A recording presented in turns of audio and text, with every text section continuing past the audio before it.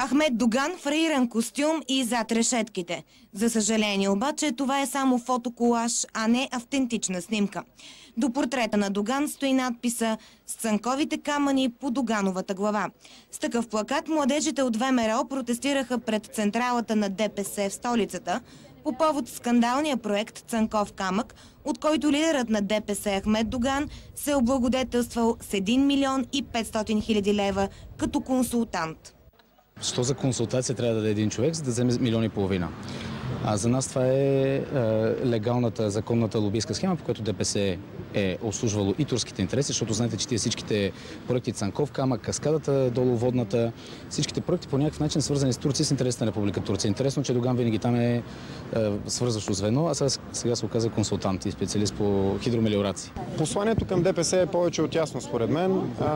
Тази партия е крайно време вече да започне да носи отговорност за това, което прави през последните 20 години в България. 20 години разграждане на българска държавност, 20 години ограбване на българския национален капитал, 20 години, в които тази партия успя да се превърне от партия в една класическа и завършена етнополитическа мафия.